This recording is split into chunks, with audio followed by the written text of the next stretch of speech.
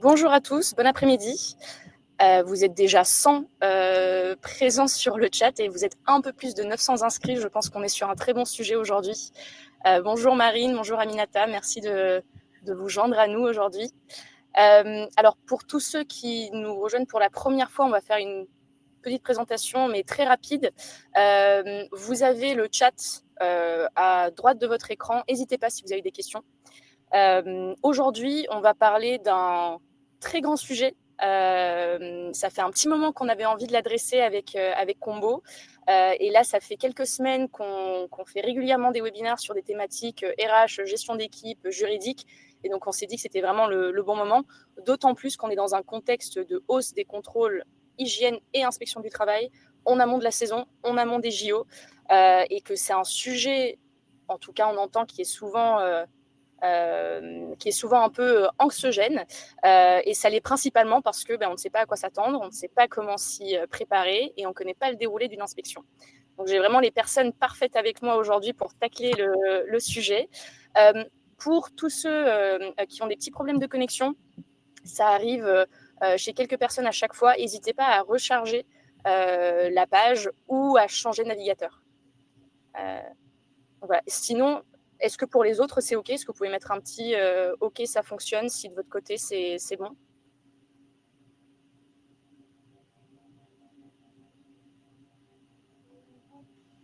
Ah, c'est super. Oui, Jimmy, on est en live. On est en live. Après, il y aura un lien de rediffusion par la suite si jamais vous avez du mal à vous connecter aujourd'hui. OK, super, merci, on peut y aller. Donc, là, sur les 30 prochaines minutes, on va parler inspection du travail. L'idée, alors 30 minutes ou une quarantaine s'il y a vraiment beaucoup de questions. On va essayer de faire au mieux de répondre à tout le monde. L'objectif, c'est de prendre du recul, de souffler, de donner de la clarté sur c'est quoi les missions de l'inspection du travail, comment s'y préparer au mieux et finalement un peu dédiaboliser, désacraliser cette étape parce que finalement quand on travaille dans une entreprise, c'est fort probable qu'on y passe à un moment donné, voire certains, et de vous donner des outils, des réflexes pour vous y préparer au mieux. Donc le but, parce qu'on a eu quelques questions à ce sujet, le but, c'est pas de contourner l'inspection du travail, au contraire, mais c'est vraiment de s'y préparer au mieux et de pouvoir l'aborder sereinement. Donc, comme je vous disais, j'ai des super speakers avec moi aujourd'hui pour tacler ce sujet. Marine, je te laisse te présenter à notre audience. Oui, bonjour à tous et à tous. Je suis ravie d'être là. Donc, moi, je suis avocate. J'ai cofondé une solution qui s'appelle Canoun, qui accompagne les entreprises, les employeurs, dans tous leurs besoins en juridique RH, donc que ce soit en relation individuelle et collective. Voilà. On va vous mettre dans le petit chat une possibilité pour créer un petit compte freemium pour que vous voyez un peu plus clairement ce qu'est l'offre Canoun. Voilà, donc n'hésitez pas.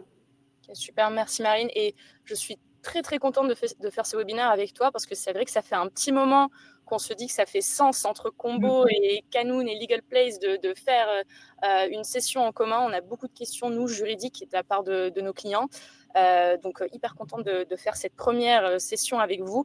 D'ailleurs, dans le chat, n'hésitez pas, si vous avez d'autres sujets juridiques, RH, sur lesquels vous voudrez qu'on intervienne prochainement, nous lâchez vos idées, c'est avec plaisir. Et last but not least, Aminata, que vous connaissez aussi si vous avez déjà participé à d'autres webinaires Combo. Et Aminata, pareil, je te laisse te présenter à notre public. Oui, merci Anne. Bonjour à tous. Bonjour Marine. Je suis également ravie d'être là, que ce soit avec vous, Marine et Anne, et sur le sujet aussi, surtout, qui est un sujet on ne peut plus intéressant. Du coup, moi, je suis juriste chez Combo depuis bientôt 4 ans et je m'occupe de toutes les problématiques en droit du travail. Yes. Donc, merci. Très, très cool d'avoir vraiment deux spécialistes du droit du travail avec nous aujourd'hui. Donc, vraiment, n'hésitez pas dans le chat à poser vos questions. On a également Jérémy et Jennifer qui sont là pour répondre à vos questions si jamais il y en a trop. On va vraiment, nous, se concentrer avec Marine et Aminata. Je vais vraiment vous poser des questions plutôt généralistes qui vont du coup pouvoir apporter un maximum d'informations à l'ensemble de des personnes qui se joignent à nous en live aujourd'hui. Après, Si vous nous écoutez et que vous avez vraiment une problématique particulière ou vous avez eu une inspection du travail récemment et que vous êtes client combo et que vous posez des questions, là, n'hésitez pas soit à nous contacter, soit à contacter Aminata, juriste, @combohr.com, soit du coup contacter l'équipe de Kanoun via le lien qui a été renseigné dans le chat. Et Jimmy, vous avez raison, je vais me présenter aussi très rapidement. Moi, je m'occupe du marketing chez Combo. Donc, ça fait 2 ans que je suis chez Combo. Et du coup, j'ai la chance de pouvoir creuser et découvrir plein de sujets RH, juridiques également. Moi, je vais vraiment passer la balle du coup à Aminata et Marine pour qu'elles nous partagent leur expertise. Et pour ceux parce que je pense qu'on a pas mal de clients Combo aujourd'hui d'ailleurs, si vous êtes client combo, n'hésitez pas à le préciser dans le chat, ça m'intéresse aussi. Mais du coup, pour ceux qui ne nous connaîtraient pas, très rapidement, Combo, c'est une solution de gestion d'équipe et de planning à destination des équipes terrain. Donc, on accompagne beaucoup de restaurateurs, hôteliers, boulangers, tout type de commerçants à partir du moment où ils ont des problématiques de planification complexe ou des besoins aussi de centraliser tous leurs documents RH. C'est vraiment là-dessus qu'on intervient. Et on a été créé il y a 6 ans maintenant par un ancien restaurateur lui-même, Olivier Séverins. Donc, on a une solution vraiment très, très opérationnelle. Et je vois qu'il y a pas mal de clients Combo, c'est top. J'adore. OK, mais on va se lancer tout de suite. Alors, si vous avez des questions, vraiment, n'hésitez pas. Et si jamais il y a un peu trop de messages, à la reposer aussi pour pas que ça passe à la trappe. Je vais commencer, Marine, par te poser une question un peu simple. On parle d'inspection du travail, mais je pense qu'il y a... si elle fait peur, c'est aussi parce qu'il y a un peu un flou. On voit presque comme quelque chose de punitif un peu. Est-ce que tu peux nous dire très concrètement quelles sont les missions d'inspection du travail et à quoi elles servent? Oui, alors l'inspection du travail, déjà, on peut dire qu'il y a peut-être une autre manière de l'appeler. Parfois, vous voyez DRETS, voilà, l'ex-direct. Donc, on s'est dit que c'était bien de le rappeler parce que l'inspection du travail dépend de cette fameuse DRETS, qui est la Direction régionale de l'économie, de l'emploi, du travail et des solidarités. Donc, derrière cet acronyme un peu compliqué, vous avez souvent l'inspection du travail qui est là. Donc, les missions de l'inspection du travail, je dirais qu'il y en a 3 principales.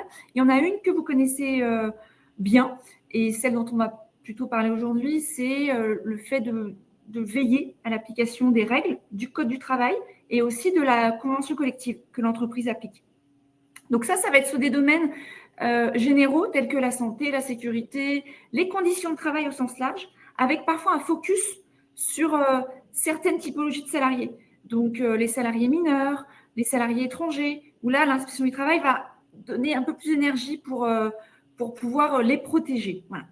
Parce qu'ils sont considérés comme plus fragiles. Et puis, dans ce cadre-là, s'ils veillent et qu'ils voient qu'il y a des règles qui ne sont pas respectées, c'est là que peut intervenir ce rôle de contrôle et de sanction, éventuellement. Après, il y a quand même d'autres missions dont il faut parler. Il y a une deuxième mission, c'est la capacité à prendre vraiment des décisions administratives sur des sujets qui vont concerner les salariés individuellement ou l'ensemble des salariés de l'entreprise. Alors ça, vous les connaissez. C'est quand on parle d'une décision individuelle, par exemple une rupture conventionnelle, aujourd'hui vous la faites homologuer par l'inspection du travail. Quand pour un salarié protégé, quand vous devez prendre une décision de rupture, vous devez demander l'autorisation de l'inspection du travail. Et puis collectivement, par exemple, si vous mettez en place un règlement intérieur, c'est obligatoire maintenant dans les entreprises de plus de 50 salariés, vous devez le transmettre à l'inspection du travail qui fera ses observations. Voilà.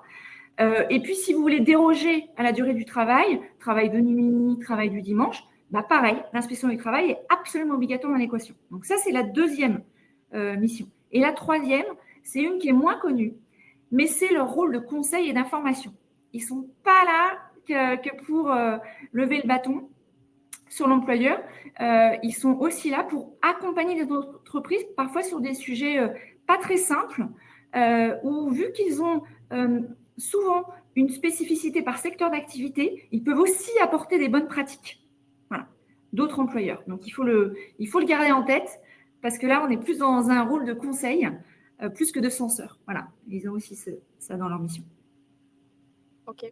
Non, je pense que c'est hyper intéressant. Nous, on a beaucoup de clients, finalement, le retour qu'on a, et c'est normal, c'est je suis entrepreneur ou je suis RH, je suis gérant d'entreprise, je ne suis pas juriste, et où ça fait un peu peur de pas vraiment maîtriser ce scope-là. Et c'est vrai que quand on est client combo, on a Aminata où on peut poser des questions. Vous, vos clients Marine, justement, je pense que c'est tout la raison d'être de Kanoun. Et il faut aussi savoir quand on peut solliciter du coup l'inspection du travail. Et quand on parle inspection du travail, en général, on pense quand même à l'inspection, au contrôle général. Et ça, quand est-ce que ces contrôles-là peuvent être déclenchés? Qui peut les déclencher? Alors, qui peut les déclencher? C'est ou l'inspection du travail seul. Donc, il a besoin de personne pour lui demander de venir dans le cas d'une visite périodique. Donc, c'est pas si fréquent statistiquement, il faut quand même le dire. Aujourd'hui, on manque d'inspecteurs du travail et tout va dépendre vraiment de la taille de l'entreprise et de son secteur d'activité. Il y a des secteurs d'activité où il y a plus de risques considérés ou de travail dissimulé, c'est à l'étranger, ou des risques sur la sécurité et la santé au travail. Donc, l'inspection du travail va plus s'intéresser à ces entreprises-là. Mais statistiquement, toutes les entreprises dans leur vie d'entrepreneur seront contrôlées, certaines plus que d'autres. Donc, la fréquence, elle peut aller d'une fois tous les ans, tous les 2 ans, à parfois certaines plutôt tous les 6 ou tous les 7 ans. Donc, ça, c'est la visite périodique. Mais attention, si vous avez un historique négatif, ils reviendront plus souvent. Ça aussi, c'est à prendre en compte. Voilà, c'est l'antériorité. S'ils ont fait des remarques, ils veulent savoir quelques temps après si vous les avez corrigées. Ça, c'est évident.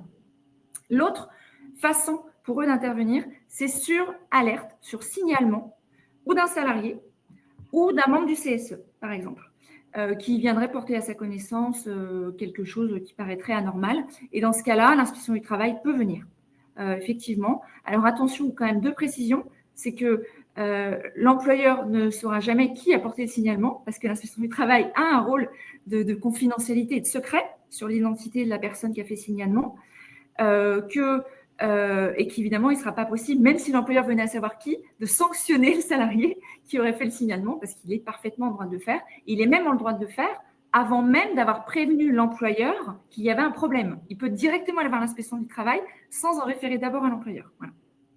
Okay. Non, mais très clair. Merci Marine. Véronique, du coup, rebondit sur ce que tu disais. On peut également contacter l'inspection du travail pour avoir justement des conseils. Et elle demande quel est le service qu'on peut contacter. Est-ce que comment prendre contact avec l'inspection du travail, très clairement, et comment aussi peut-être trouver l'inspection du travail dont on dépend, parce que tu disais que ça dépendait des secteurs. Oui, alors ça dépend totalement du secteur géographique. Donc, c'est vraiment en lien avec le siège social de l'entreprise. Et là, c'est simple de le trouver parce que vous avez un site qui est très bien fait, qui s'appelle justement drets.gouv.fr, où vous avez l'ensemble des inspections du travail réparties territorialement. Il y a quelques spécificités sur des secteurs d'activité type BTP, des chantiers. Je sais qu'il y a un service qui s'est créé pour les Jeux Olympiques 2024, là, qui sont plutôt sectoriels, mais sinon, c'est vraiment le secteur géographique qui va l'emporter. Voilà. Il y a également Justine, tu parlais, Marine, de faire valider le règlement intérieur par l'inspection du travail. C'est à partir de quel nombre de salariés? Justine a une entreprise de 6 salariés. Maintenant, c'est 50 salariés le règlement intérieur. Alors bon, nous, on le recommande chez Kanoun à partir du moment où on a quelques salariés. Ça reste un super bon outil pour fixer un cadre pour l'entreprise de règles de vie en société, tout simplement. Et dans ces cas-là, effectivement, il doit être envoyé à l'inspection du travail, déposé au greffe du conseil du prud'homme. Voilà. Et donc, l'inspection du travail peut faire des observations. Ok, très clair.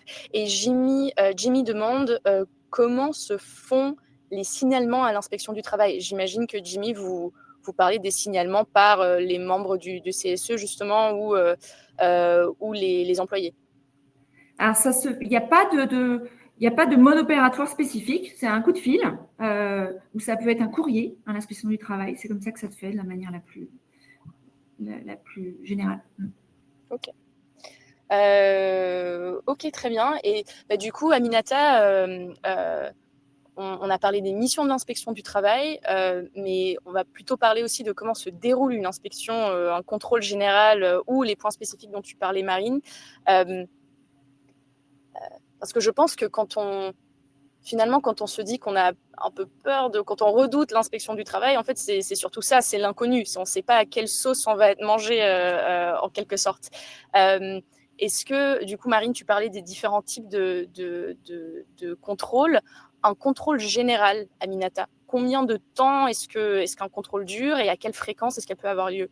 Alors, il n'y a pas vraiment de règles. En préparant ce webinaire, j'ai fait quelques recherches pour voir s'il y avait des règles spécifiques sur le sujet. Il n'y a pas vraiment de règles en termes de temps. Ça peut durer de quelques heures à plusieurs jours si l'inspecteur il relève des irrégularités et qu'il estime qu'il a besoin d'un peu plus de temps pour pouvoir creuser ou mener des investigations. Il n'y a pas de règles précises sur la durée d'un contrôle.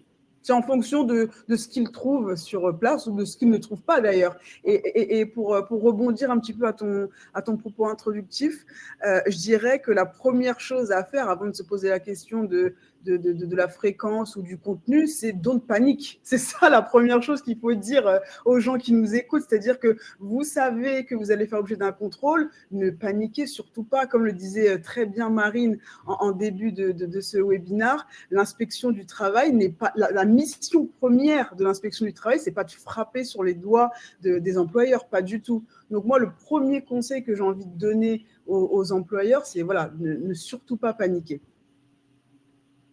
Ok. Et je pense que ça va être le message principal de la session. Benjamin demande si on a des datas sur les fréquences d'inspection du travail par secteur et par chiffre d'affaires. Oui, on a ça, mais j'y reviendrai peut-être un peu plus par la suite. Mais en fait, on a ce qu'on appelle des plans pluriannuels. Là, pour 2023-2025, on a un plan qui donne des sortes de grandes orientations, des orientations générales sur les actions que les différentes directions doivent mener, sur les campagnes qu'elles doivent mener, les sujets qui sont importants. Et à l'intérieur de ces plans pluriannuels, vous avez voilà, des objectifs qu'ils soient qualitatifs et quantitatifs. Je les ai pas en tête, les objectifs quantitatifs, mais sur les objectifs qualitatifs, je pense qu'on pourra en revenir un petit peu plus quand on détaillera un peu plus peut-être le contenu de ces contrôles. Ces contrôles, ok, très bien. Marine, toi, tu parlais plutôt des points spécifiques de type de contrôle. Est-ce que là-dessus aussi, tu as peut-être des éléments de réponse à apporter à notre public sur comment ces contrôles-là spécifiques vraiment se déroulent? Est-ce qu'on est averti à l'avance? Est-ce qu'ils viennent à l'improviste? Comment ça se passe? Alors, de toute manière, on n'est jamais averti à l'avance. Donc, que ce soit des contrôles généraux ou spécifiques, ce sont les mêmes règles qui s'appliquent. L'inspection du travail, vient quand il veut. Voilà. Vient quand il veut, il peut même intervenir quand l'employeur n'est pas là, donc il peut demander les documents qu'il souhaite globalement. Voilà, donc on est vraiment, c'est vrai, dans un pouvoir assez large. Il faut l'avoir en tête. Voilà. Sur le contrôle spécifique, en préparant le webinaire, on voulait revenir quand même sur un contrôle qui peut exister, c'est dans le cadre de l'enquête harcèlement. Parce que ça arrive souvent pour nos clients, que ce soit des harcèlements moraux ou sexuels, que l'inspection du travail, qui a été informée par un salarié, puisse intervenir dans ce cadre. Voilà. Et dans ces cas-là, l'idée, ça va être de voir comment se déroule l'enquête d'harcèlement pour éventuellement donner un formalisme qui lui paraîtrait plus adapté sur qui mène l'enquête, comment est-ce qu'on rédige les comptes rendus d'enquête, comment est-ce qu'on va sanctionner le harceleur ou pas, comment est-ce qu'on va protéger la victime. Et dans ce cadre-là, c'est vrai qu'ils ont une intervention qui est de plus en plus répandue, on va dire, sur ces sujets hyper spécifiques. Voilà.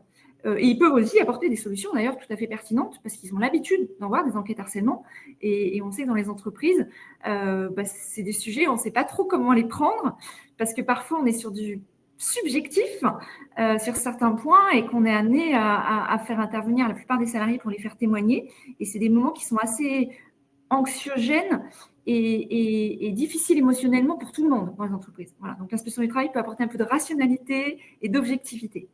Oui, justement, accompagner les entreprises dans ces moments-là. Okay. Et donc, admettons, dans mon entreprise, je suis responsable ressources humaines, j'ai un cas malheureusement d'harcèlement moral. Est-ce que c'est à moi, justement, si l'employé ne l'a pas fait, d'aller solliciter directement l'inspection du travail? Au moins c'est pas une obligation. Mais ça peut être pertinent dans certains cas en fonction de l'intérêt stratégique, et notamment si c'est la première enquête harcèlement d'employeur et qu'il ne sait pas trop comment s'y prendre, ou s'il veut prouver qu'il est totalement de bonne foi et même devancer, je dirais, les salariés qui pourraient faire le signalement, voilà, pour apporter ses propres éléments. Voilà. Donc, c'est possible. Tout comme le médecin du travail peut être un acteur pertinent dans les enquêtes harcèlement, l'inspection du travail a aussi un rôle à jouer. Ok, très clair.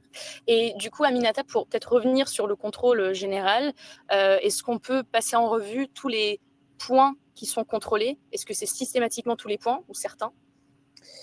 Ça peut être n'importe quel point, ça peut être des points. Alors, il y a des points stars, je dirais, parce que pourquoi? Parce qu'ils reviennent assez fréquemment. Et puis, nous, de toute manière, chez Combo, on a l'expérience quand même de retour de clients qui ont fait l'objet d'un contrôle de l'inspection du travail. Et c'est systématiquement peu ou prou les mêmes points qui reviennent. Alors là, je vous parle vraiment indépendamment de problèmes spécifiques qui pourrait y avoir dans une entreprise et pour lesquels l'inspecteur viendrait spécifiquement. Vous voyez, là, je vous parle vraiment dans le cas général. L'inspecteur opère un contrôle au sein d'une entreprise et voilà, il va venir contrôler des choses un peu typiques telles que s'assurer que l'employeur effectue bien le décompte des heures de travail de ses salariés. Donc, ça va passer par quoi? Ça va passer par la vérification des plannings.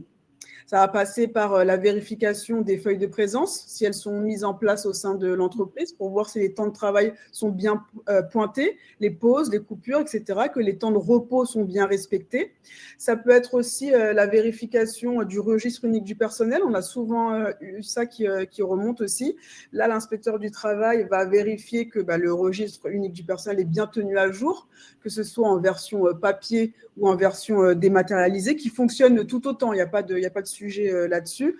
Il va vérifier que tous les salariés y sont inscrits dans l'ordre chronologique, etc., que toutes les mentions y sont également portées, etc., etc. Donc, je dirais que d'une manière très générale, lorsque l'inspecteur du travail se rend chez un employeur et qu'il opère un contrôle, comme tu le dis, général, voilà ce qui est ressorti chez nous de nos contrôles. C'est-à-dire qu'il y a eu un contrôle des temps de travail et du registre unique du personnel. Ok, merci. Mais il peut y avoir tout un tas d'autres points de contrôle, hein, mais ce sont vraiment je dirais les points stars, phares. Oui, qui ressortent chez nos clients. Oui. Et Marine, toi, tu vois autre chose chez tes clients?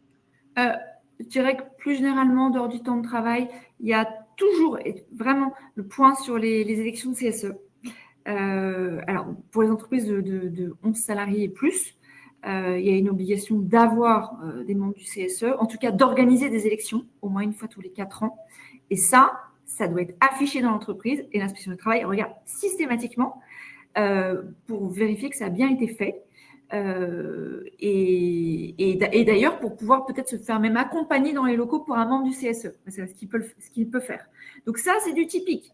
Et ça, alors ils n'aiment pas, parce que c'est censé être une règle légale que tout le monde connaît. Donc les élections de CSE, si vous ne l'avez pas fait, vous mettez-le en place. Si vous ne savez pas comment le faire, nous, on sait le faire. Donc dites-le nous. L'autre point important, c'est santé, sécurité. Et là, pareil, il y a des documents obligatoires. L'inspection du travail, il va se balader dans les locaux, il va aller voir le panneau d'affichage. Et sur les affichages obligatoires, il y a l'interdiction de fumer, assez classique, les horaires collectifs de travail. Il y a certains documents comme ça, le référent harcèlement, etc., qui doivent être indiqués. Voilà. Donc, respectez vos affichages obligatoires, ça c'est basique. Et puis, il faut également indiquer sur le panneau d'affichage où se trouve le DERP. Et ça, c'est un document que les travail aime beaucoup. Regardez, obligation, quel que soit le nombre de salariés, donc à partir du moment où vous en avez un, voire même un stagiaire, c'est obligatoire. Et ce document, c'est le document unique d'évaluation des risques professionnels, il vient répertorier l'ensemble des risques qui existent dans l'entreprise, que ce soit en santé mentale ou physique. Et il y en a tous, dans toutes les entreprises, même si vous n'avez que des bureaux. Voilà, il y a des risques. Et de mettre aussi les mesures de protection que vous, employeurs, vous prenez pour diminuer ou supprimer ces risques. Voilà. Donc ça, c'est obligatoire. Ce n'est pas un document qui prend forcément des jours et des jours. Vous pouvez, si le sujet vous passionne, mais ça peut se faire en quelques heures et ça peut bien se faire sans elle et ça va vous éviter vraiment des problèmes auprès de l'inspection du travail. Et puis le dernier point, je dirais, c'est tout ce qui est lié aux salariés étrangers, travail dissimulé. Voilà. Le fait que il y ait un contrat de travail, un bulletin de paie pour tous les salariés qui sont présents dans les locaux. On sait qu'il y a des secteurs où ils sont plus à risque, commerce, restauration, chantier, ils regardent vraiment, vraiment ça. Et puis, les salariés étrangers, vous devez avoir des documents aussi à lui montrer sur tout ce qui est vérification des cartes de séjour, etc. Et puis, le dernier point, c'est l'égalité professionnelle. De plus en plus, l'égalité professionnelle femmes-hommes, où ils ont vraiment un droit de regard, d'observation, de contrôle sur ces sujets-là. Ok, donc si on résume, contrôle des temps, des plannings, le registre unique du personnel, l'élection du CSE, tout ce qui a trait à santé, sécurité, les affichages obligatoires, salariés étrangers et égalité. Ça, je comprends pourquoi il y a un peu ce côté, on a l'impression qu'un tsunami va nous tomber dessus quand on sait qu'on va se faire inspecter. Pour les personnes, alors je vois qu'il y a beaucoup de questions plus spécifiques sur les points qu'on a abordés. On verra si on a le temps de vraiment entrer dans le détail. Et sinon, Jennifer et Jérémy pourront vous répondre un peu plus dans le chat. Pour information, en fin de mois, on va faire une autre session webinaire avec Aminata et Octopus HACCP, vraiment focus sur le contrôle hygiène et les affichages obligatoires. Donc, je pense qu'on va repasser certains de ces thématiques aussi en sujet. Je vous mets le lien dans le chat si ça vous intéresse, comme ça vous pouvez vous inscrire également. Et peut-être une question, parce que je pense qu'on a vraiment des personnes de tout type de secteurs différents. D'ailleurs, n'hésitez pas à préciser si vous êtes boulanger, si vous travaillez dans la restauration, si vous êtes plutôt du secteur tertiaire. Dans le chat, je pense que c'est hyper intéressant à voir aussi. Est-ce que, Marine, Aminata, est-ce qu'il y a des spécificités selon mon secteur d'activité qu'il faut avoir en tête? Vas-y, Aminata. Tu peux peut-être compléter mon propos, Marine, mais moi je dirais qu'il y a une base qui est commune à tous les secteurs d'activité. Quand je faisais référence, par exemple, au registre unique du personnel ou au décompte des heures de travail, ça, peu importe le secteur d'activité, ce sont des obligations qui sont posées par le Code du travail, et en cas de contrôle, l'inspecteur du travail ne vous ratera pas, et ce, peu importe le secteur. Et après, comme Marine l'évoquait plus tôt là, dans ce webinaire, elle faisait référence à certains secteurs d'activité où il y avait plus ou moins de risques. Par exemple, je pense notamment au BTP dans le bâtiment. Il y a des risques certains qui sont bien connus des acteurs de ce secteur-là. Et du coup, il y a des points de vigilance sur lesquels l'inspecteur du travail va axer son contrôle. Et ça fait notamment rebondir sur ce fameux plan pluriannuel dont je vous parlais tout à l'heure. Un des axes de ce plan, c'est la baisse des AT-MP. Et dans ce cadre-là, il y a eu des campagnes qui ont été menées dans les entreprises du bâtiment qui faisaient un peu la chasse, la course, entre guillemets, aux accidents du travail et aux maladies professionnelles. Ce sont des secteurs, le BTP notamment, c'est un secteur dans lequel les accidents du travail et les maladies professionnelles sont très fréquents, sont très prononcés. Et là, l'objectif, qui est un objectif national, hein, c'est une politique publique, hein, ce sont des grands axes qui sont définis par le ministère du Travail et qui redescendent après dans les directions de l'inspection du travail. Là, un des grands axes, évidemment, c'est de baisser les accidents du travail et les maladies professionnelles. Donc, en cas de contrôle, effectivement, dans ce secteur particulier-là, il va y avoir je dirais peut-être un renforcement des contrôles sur ces points-là. Autre exemple, dans des secteurs où le travail dissimulé, je dirais pas est monnaie courante, mais est plus fréquent, l'inspecteur du travail, il va avoir tendance à contrôler l'exactitude du registre unique du personnel, parce qu'il va se dire, voilà, dans tel secteur, il y a souvent du travail dissimulé, des heures qui ne sont pas déclarées, ou des prestataires déguisés. Vous voyez? Donc, voilà, dans ces secteurs-là, il va y avoir des choses spécifiques qui vont être mis en œuvre. Okay, Marine, c'est ça. Non, pas mieux. C'est dit nickel. Ok, merci Aminata. Ok, du coup, comment... en préparant ce webinaire, on voulait vraiment s'attarder sur comment se préparer au mieux à une inspection du travail. Je pense que ça passe beaucoup par comment être sûr qu'on prend les bons réflexes, qu'on ait alors les bons outils ou les bons documents à disposition. Est-ce que du coup, quels seraient vos conseils, Marine et Aminata, vraiment au global, quand il y a l'inspecteur qui arrive, quels seraient les conseils pour vraiment se mettre dans de bonnes conditions et ne pas, justement, peut-être, comme tu disais, Aminata, ne pas paniquer. Marine, tu veux y aller ou tu veux que je commence? Comme tu veux.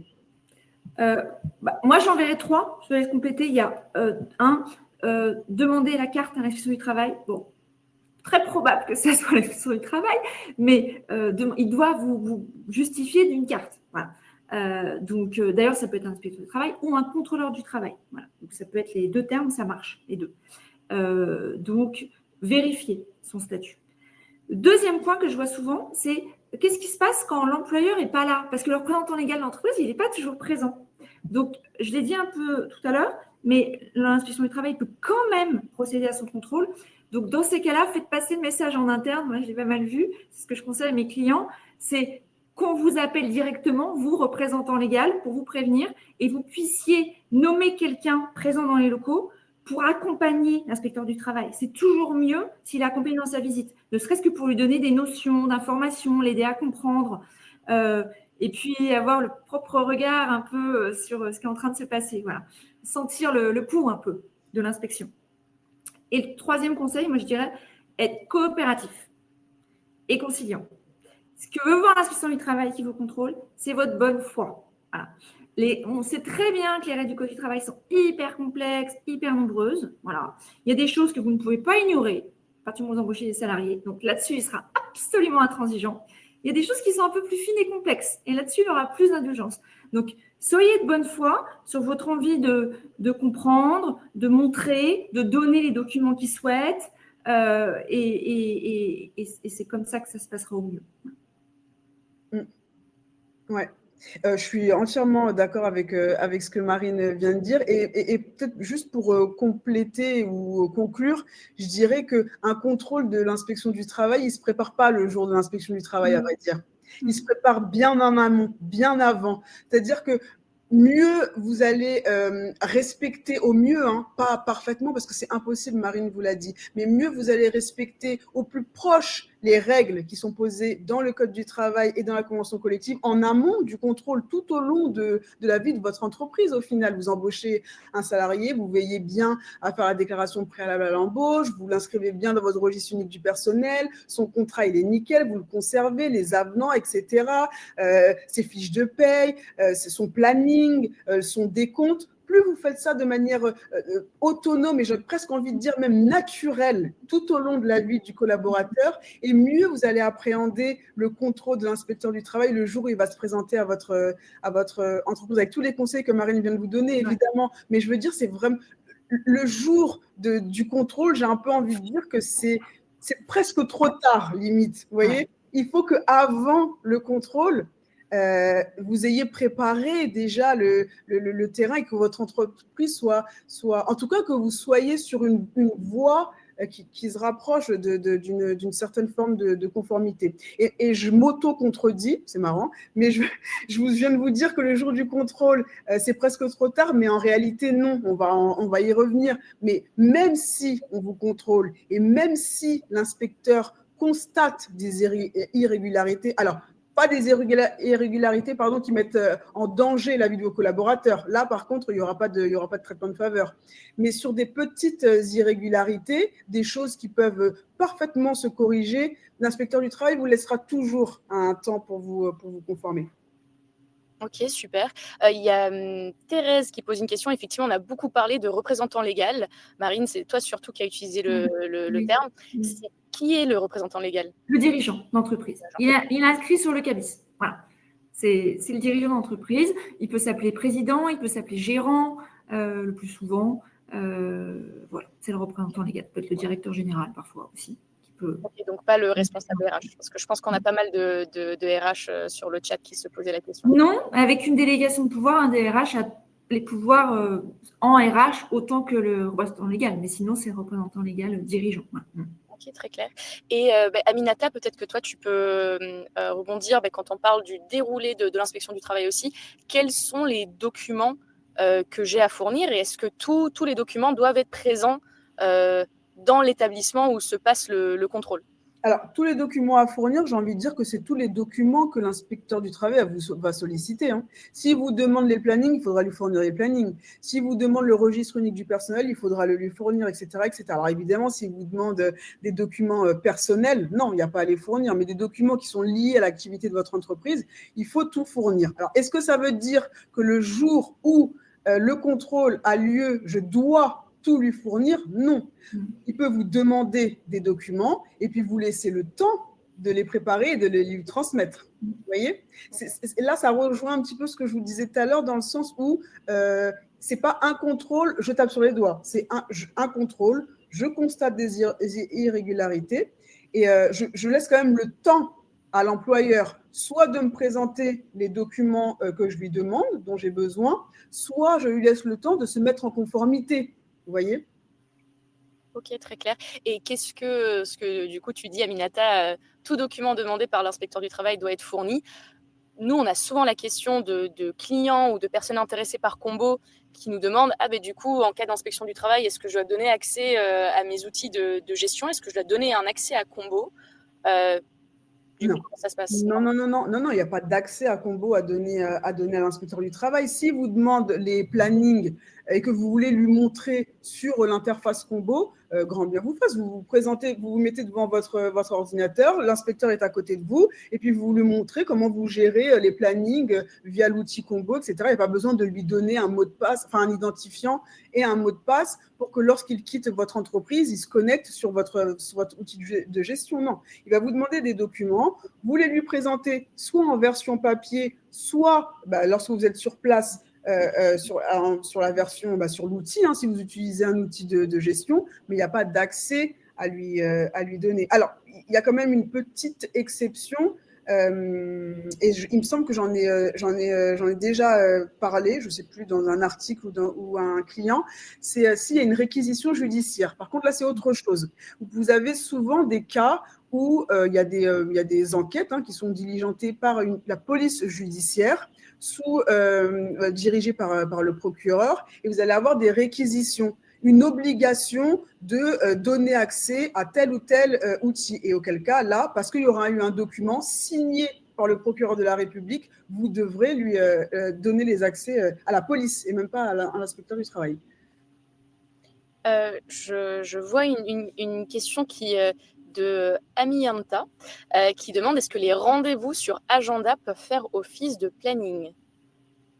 Les rendez-vous sur agenda. Ouais. C'est le fait d'avoir, j'imagine, son Google Agenda, type, avec toutes les réunions des salariés. Est-ce que ça fait office de planning? J'imagine que c'est ça. Mais ça voudrait dire que le salarié est en réunion de sa première heure de travail jusqu'à sa dernière heure de travail, alors.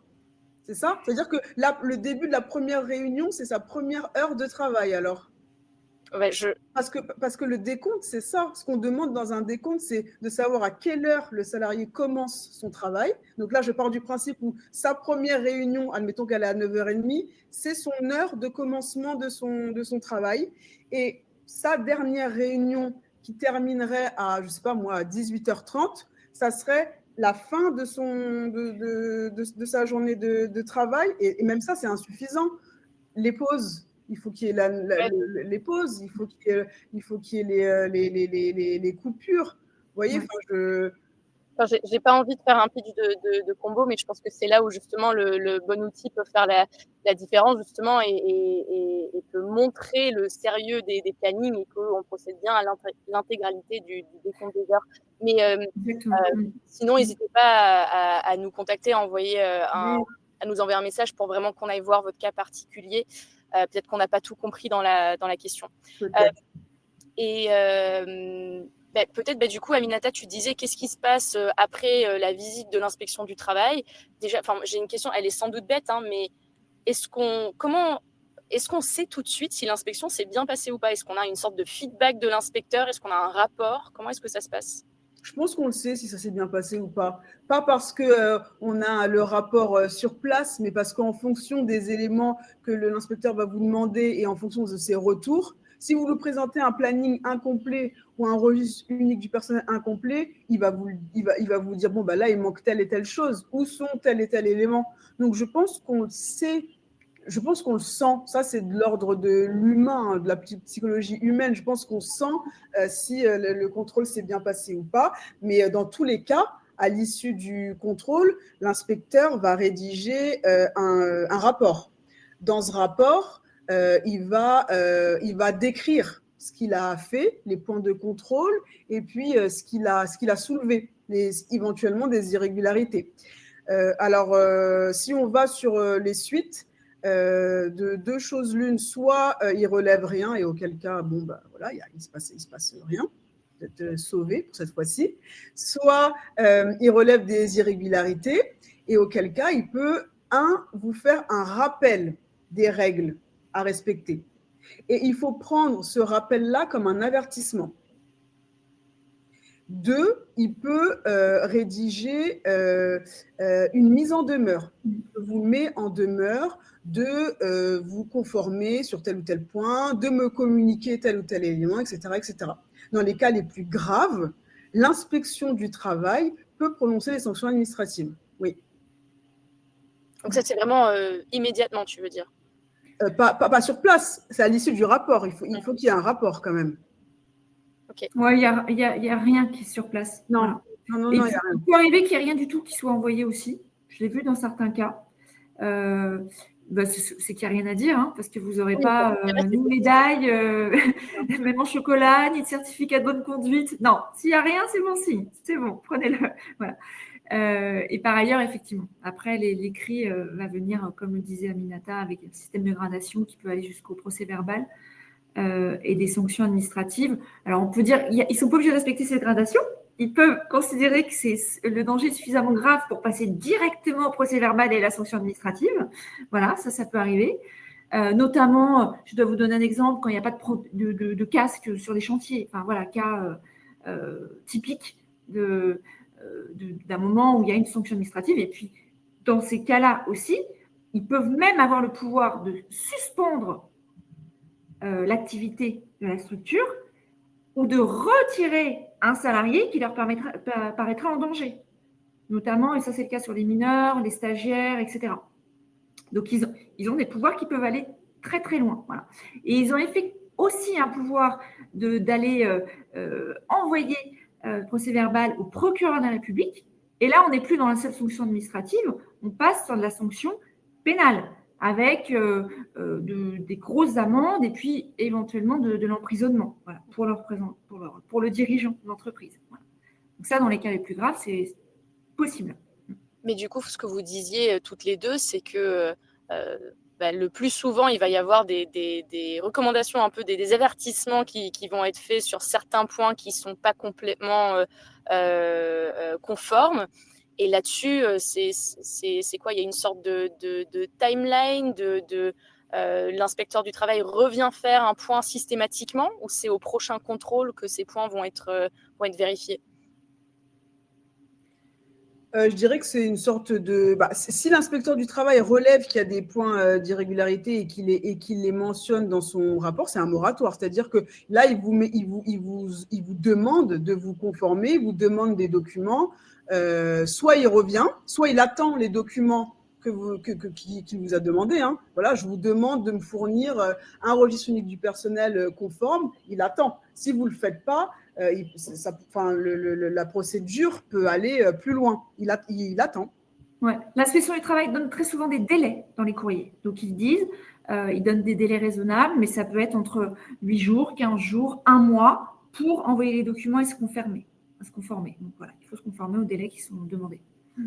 Ok, très clair. Et on a plusieurs questions sur le délai moyen de réception de ce rapport post-inspection. Entre quelques jours et quelques semaines. Ok. Ou pas du tout si finalement on était bon. Okay. Et je vois une autre question de Mégane qui demande, l'inspecteur peut demander des documents qui datent d'il y a jusqu'à combien de temps en arrière, en quelque sorte? Est-ce qu'il peut remonter jusqu'à il y a 10 ans? Alors, il peut remonter en arrière, ça c'est sûr. Après, il y a des délais de conservation des documents dans l'entreprise auxquels il doit se conformer. En général, c'est relié à des délais de prescription qui sont de 3 ans, 5 ans, pour certains documents 10 ans. Et donc, il peut remonter Jusqu'au aussi délai de longtemps. prescription Ouais, finalement ouais. de chacun de ces documents. Après, bon, il faut comprendre qu'ils n'ont pas non plus des moyens et un temps infini à passer dans les entreprises. Donc, ils vont demander ce qui les intéresse. Donc, sur la période, souvent, c'est plutôt sur les 3 dernières années. Hein, voilà, ils vont se contenter de ça. Et parfois même, ils ne vont pas demander tous les documents. Ils vont demander par échantillonnage, par exemple, pas la totalité des contrats de travail, mais ils vont demander un contrat de travail par statut ou par service, etc., pour avoir eu un travail d'analyse qui va être plus limité en temps passé. Et Aminata, peut-être plus pour toi, du coup, admettons, il y a des infractions qui ont été constatées sur alors, le registre unique du personnel, sur les feuilles de présence. À quel moment est-ce que nos clients, est-ce qu'ils nous contactent à ce moment-là pour avoir peut-être plus d'informations? Quel est un peu le process à suivre? Alors, moi, le process à suivre, s'ils ont eu un contrôle de l'inspection du travail et qu'il y a eu un rapport, la première chose à faire, c'est de m'envoyer le rapport. Parce qu'on a souvent des clients qui nous disent, voilà, j'ai fait l'objet d'un contrôle, l'inspecteur, il m'a dit ça, ça, ça. Ils nous le disent verbalement. Et après, une fois que je reçois le rapport et que je lis le rapport, au final, je me rends compte que ce n'est pas tout à fait ce que l'inspecteur du travail a dit. Et on arrive un peu mieux à cerner la problématique et du coup à répondre de manière beaucoup plus efficace à l'inspecteur du travail. Donc, ce que je recommande, voilà, c'est soit de m'envoyer l'extrait de la partie litigieuse, soit de m'envoyer le rapport pour que je puisse voir exactement ce qu'attend l'inspecteur du travail. Ok. On arrive à la fin notre limite de temps. Ça a été hyper riche comme échange et je vois qu'il y a beaucoup de questions. N'hésitez pas à continuer à les mettre. On essaiera d'y répondre par la suite ou via du contenu, des articles qu'on pourra vous envoyer. Peut-être en mot de fin, j'aimerais du coup vous demander à toutes les deux, on va commencer par toi Marine, quel serait le message quelque part que tu voudrais envoyer à nos clients, aux personnes qui nous ont rejoints aujourd'hui pour faire face et réagir à l'inspection du travail? Alors, 2 petits points rapidement. Un point qu'on n'a pas dit, et j'aimerais le dire parce que je le vois parfois dans des dossiers, dans des discussions avec les clients, c'est faites attention à ce que vous écrivez à l'inspection du travail parce que c'est souvent utilisé dans des contentieux, plus de mots. Voilà.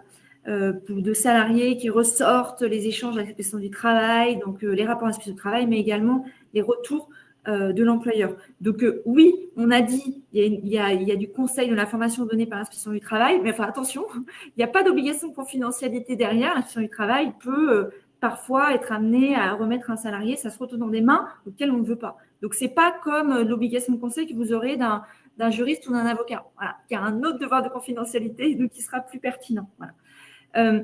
Et si je devais moi donner un conseil, je reprendrai ce qu'a exposé Aminata sur le vrai sens à bien travailler en amont avant le contrôle, donc c'est l'anticipation. Voilà.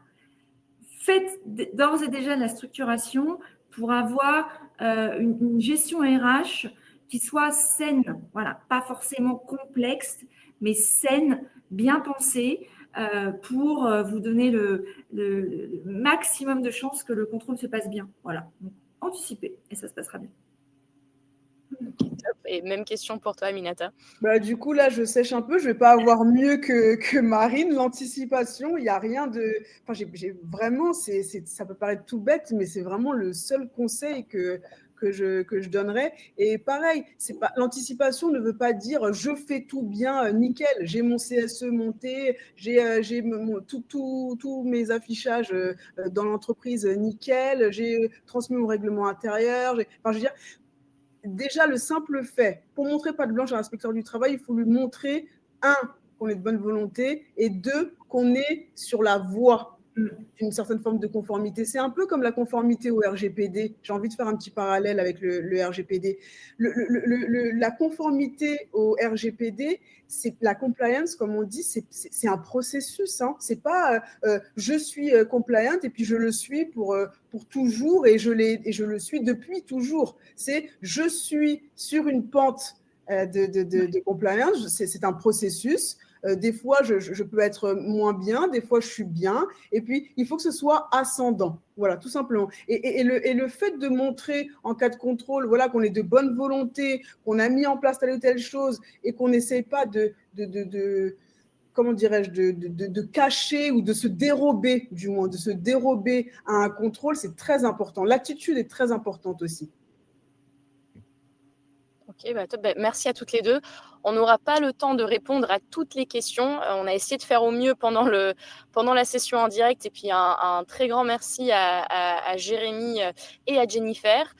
On va continuer à répondre à vos questions, là les questions qui ont été posées pendant le live, pendant une dizaine de minutes encore.